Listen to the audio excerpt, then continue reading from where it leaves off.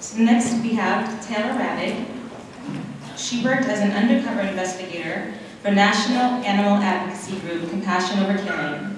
Working closely with their legal team, she went into facilities to expose the ugly truth of animal agribusiness and to share the stories of animals on factory farms.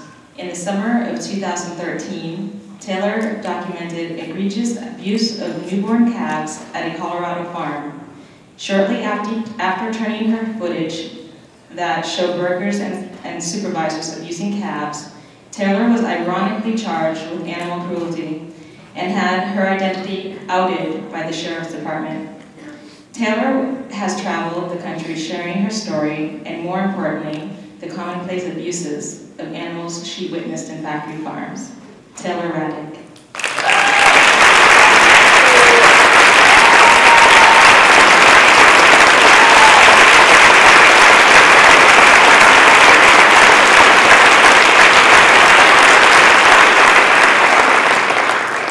Thank you all so much for being here. As you sort of heard from TJ, this is a very hard thing for us to talk about. It's fairly recent for the both of us, so I appreciate you all being really in solidarity with us today. It's very, very hard for us to talk about, very triggering, but we want to share with you so you can go out and really make a difference for animals and really inspire you and light your fire to do good stuff for them.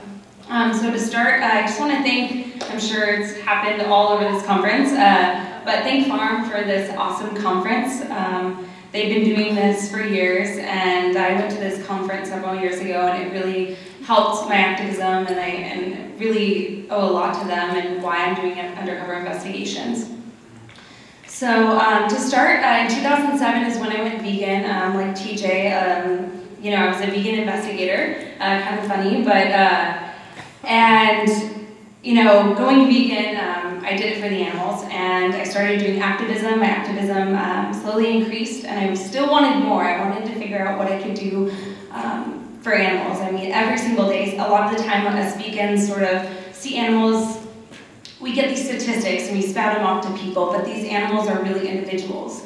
And in investigations, we see a lot of that. We see these animals as individuals, and I'll be talking a little bit about that today. So fast forward a few years after I went vegan, the idea really stuck with me that the stories of animals needed to be told because it's being hidden from consumers. The truth is not being told, and it's being basically hidden in factory farms with no windows and basically in the middle of nowhere. So I wanted to do undercover investigations. And so when I started, I knew that it wouldn't be an easy task, as TJ pointed out. And indefinitely, both female and male investigators deal with investigations differently. So we have different roadblocks, different dangers, just based on being female and male in these facilities. And I remember one early investigation I did, and every day seemed to yield sexual harassment from specifically the owners, something I tried to dismiss and just work through while I was working at that facility. But at this facility, I did make a lot of friends, none of which were human.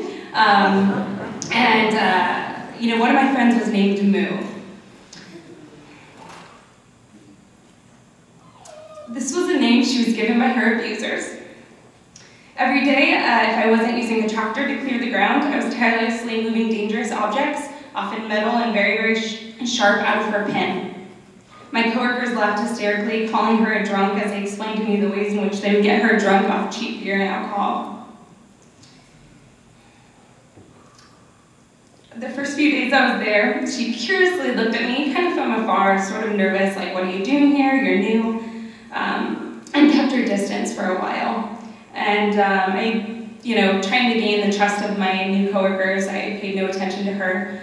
And as the days went by, she sort of got closer and closer to me. I don't know if she sort of saw me differently than the other workers.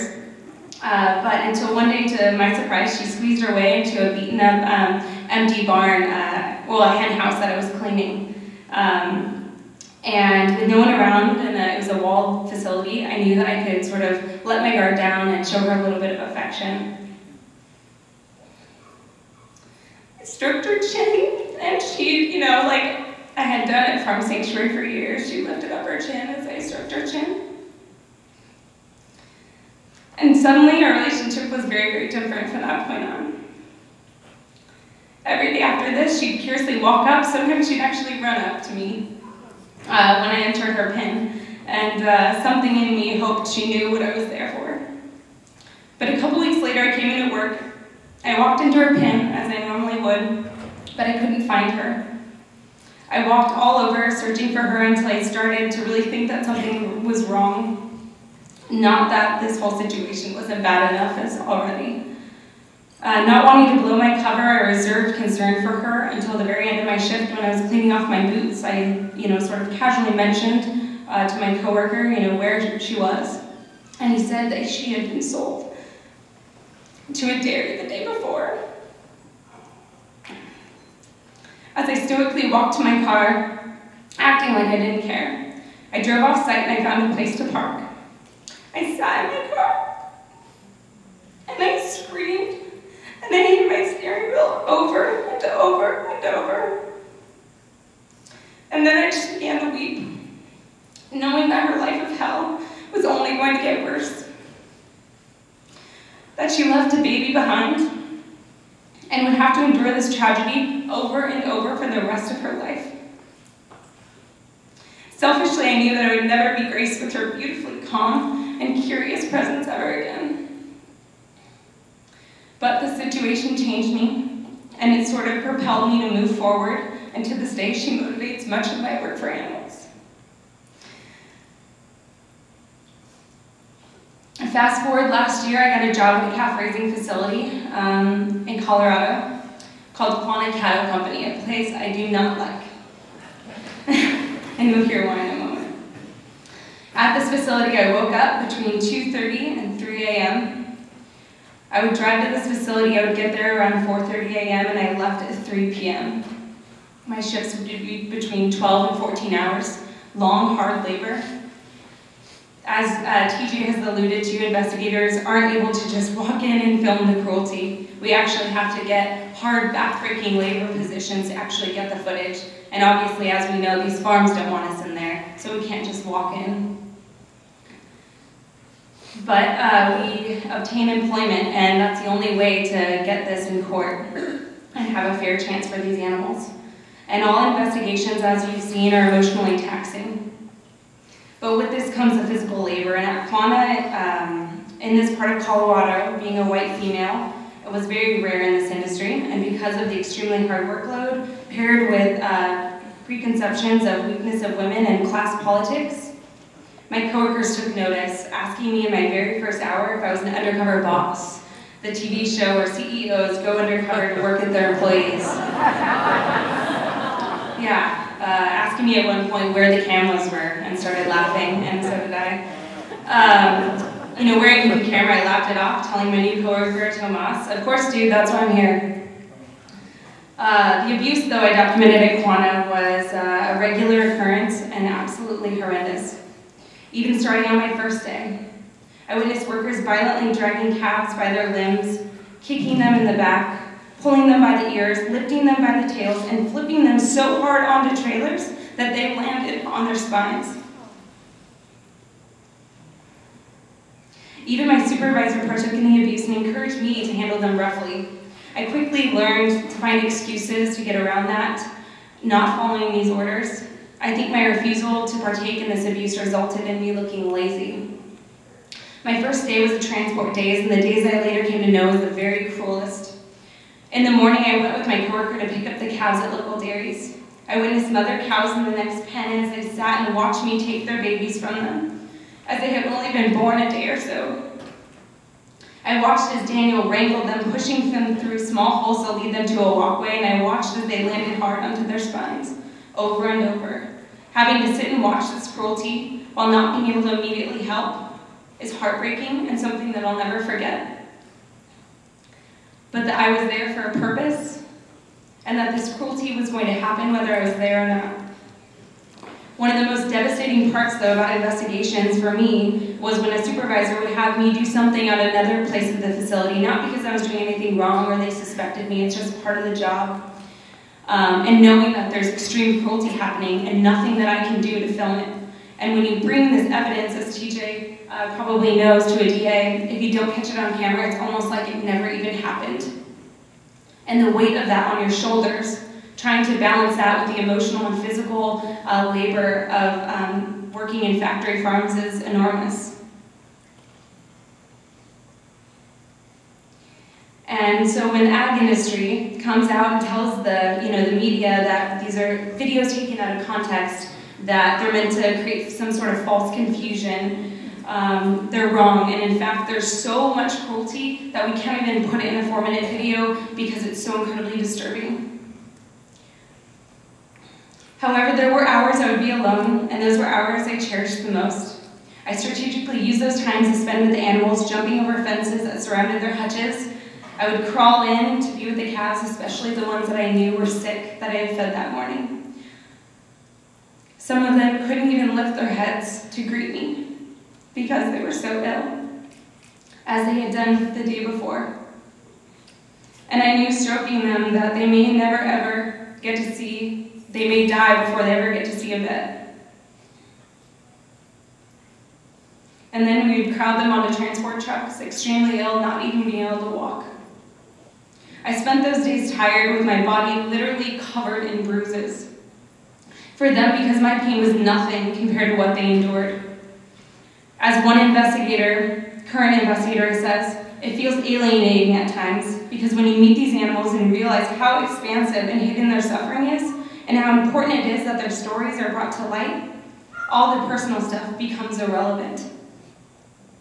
Prior to the public release of the investigation, Compassion Over Killing and I, we gave my evidence to the Weld County Sheriff's Office. Only a few days after this, we were informed about criminal charges filed against 3 workers I had to work with at that farm. I was told that I would need to give a formal statement and that my identity would be needed to verify in person and in order to move forward with the case. And so we obliged and came on our own volition. When I arrived at Colorado, I still wanted to keep my identity as anonymous as possible, so I pulled my hair back, I put sunglasses on, and I put my head down as I walked into the sheriff's office. In the interview, after outlining the basic facts of the investigation, I was asked about the abuse I documented and questioned as to why I didn't report it immediately. I reiterated over and over that if I had came forward prematurely, the case would have been dismissed by law enforcement and I needed to establish a pattern of abuse. And then this regulation was not being held in court for these animals. At the end of the interview, though, the sheriff walked out and came back with a small rectangular sheet of paper. He informed me that I was being charged with animal cruelty for failing to report in a timely manner. Despite there being absolutely no mandatory reporting laws or ag-gag laws in the state of Colorado and absolutely no legal basis for my charge. In addition, the time frame of my charge, which was the day I started Quanah, and the day that I left indicated clearly that the problem wasn't that I didn't report in their specific time frame, but that I went in wired at all. I was told that if I didn't get up after we were scrambling to figure out what to do, as this has never happened to an investigator before, that he was going to cuff me if I didn't get up because I needed to take mugshots and fingerprints because I was a flight risk.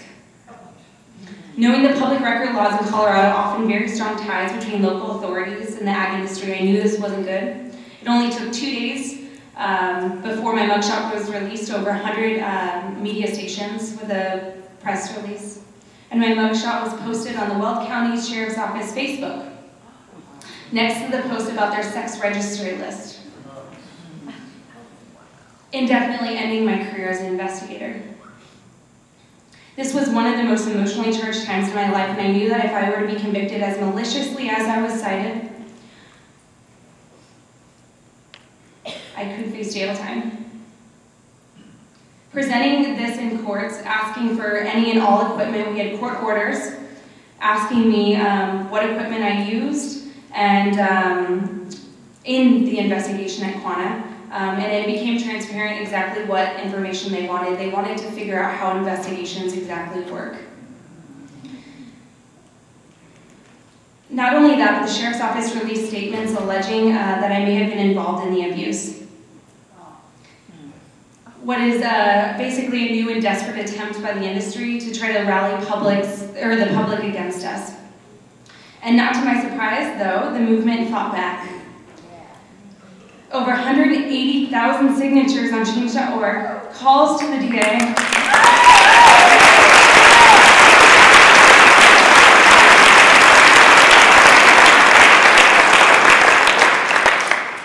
Sheriff's Office, letter saying, "What the hell are you doing?" Not only this, but COK stood by me as an organization all the way through it. Even greater news was that several weeks later, due to the unrelenting pressure and momentum our movement created, my charges were dropped.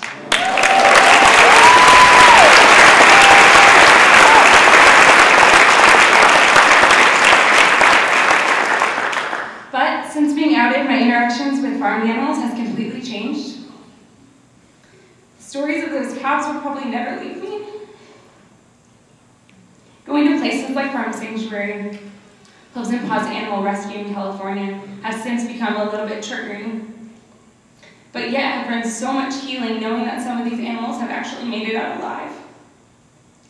Not only that, but seeing the comments under my investigation come out was also encouraging. Comments that stated that someone was going to give up dairy or that they could no longer eat meat because of what they've seen. We saw hundreds of these. But I want to say that justice, as TJ pointed out for these animals, isn't when workers are arrested, and I hope our online sort of social media outlets that we don't head in that direction. The industry is desperately